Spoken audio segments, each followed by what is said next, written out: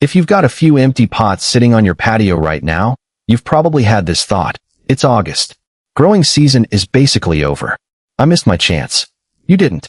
Here's the strange part. Some of the sweetest, crispest vegetables you'll ever grow don't come from spring planting at all. They come from seeds you put in the soil in August, right now, while it's still hot outside. And the reason has nothing to do with luck. It has to do with something most gardeners never think about. What happens to a plant's roots when summer heat turns into fall cold? So if you've got containers, a sunny spot, and about 20 minutes to set things up, stick around. Because by the end of this video you'll know exactly what to plant this week, and why waiting until it's officially fall is the wrong move.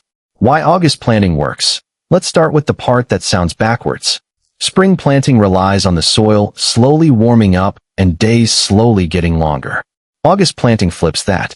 The soil is already hot, so seeds germinate fast, often in just 3 to 5 days. Then, as the weeks go by, temperatures cool down again, and that cooling is actually what makes a lot of vegetables taste better. Cold-hardy crops like kale, carrots, and spinach react to a light frost by converting the starches stored in their leaves and roots into sugar.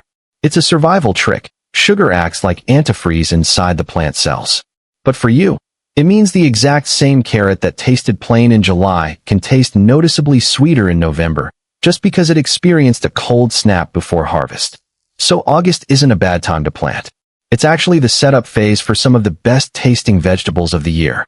But, and this is important, growing in containers during this transition comes with its own set of problems that in-ground gardens don't have.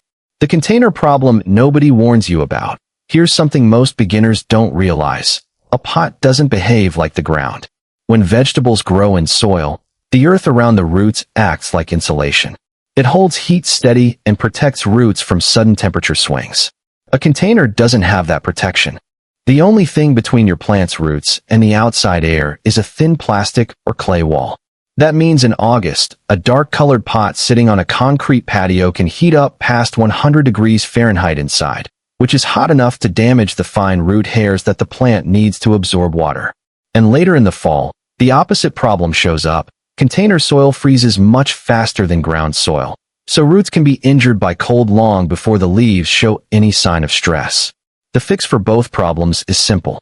During August heat, lift your containers off hot pavement using pot feet or a wooden pallet. And if you can, choose light-colored containers instead of dark ones. They reflect heat instead of absorbing it. Later, when frost threatens, you can move containers against a warm wall, group them together, or bring them into a garage overnight.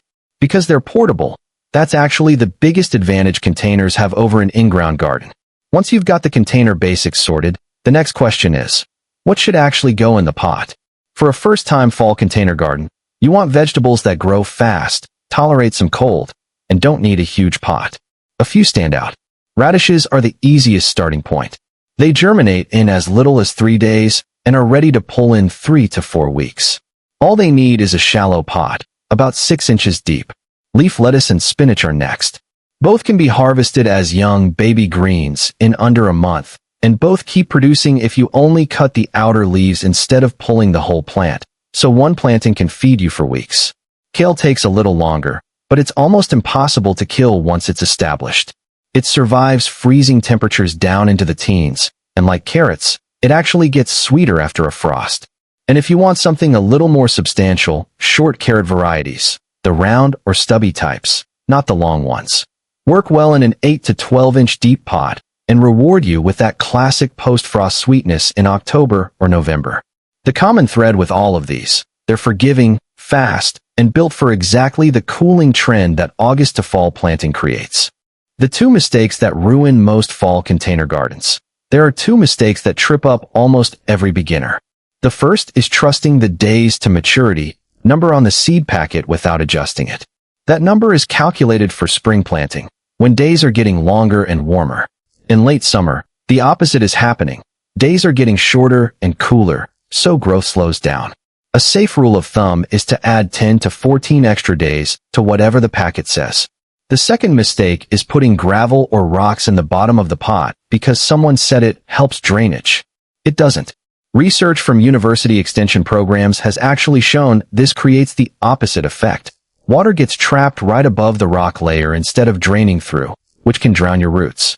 The better move is to just fill the container with a uniform, well-draining potting mix from top to bottom. Skip the garden soil, skip the rocks. Avoid those two mistakes, and you're already ahead of most people trying this for the first time. Racing the clock, one last thing worth knowing before you go grab your seeds. There's an actual deadline, and it's not the first frost. As fall progresses, daylight hours shrink. Once you drop below about 10 hours of daylight a day, plant growth almost completely stops, regardless of temperature. Depending on where you live in the country, that cutoff usually lands somewhere between late October and early December. So the real goal isn't just plant before it gets cold. It's get your plants close to full size before the daylight runs out. After that point, they'll hold in the pot like a natural refrigerator, but they won't grow much more until late winter. That's why the smartest move is to start now, in August, rather than waiting until the calendar says fall. So here's the bottom line. Your containers aren't done for the season. They're just getting started on a different kind of harvest. Fast-growing, cold-tolerant vegetables planted now will reward you with some of the best flavor of the whole year, as long as you protect the roots from August heat, avoid the seed packet timing trap, and get plants established before the daylight window closes. If this was helpful, drop a comment with what you're planting this week. I'd love to see what everyone's trying.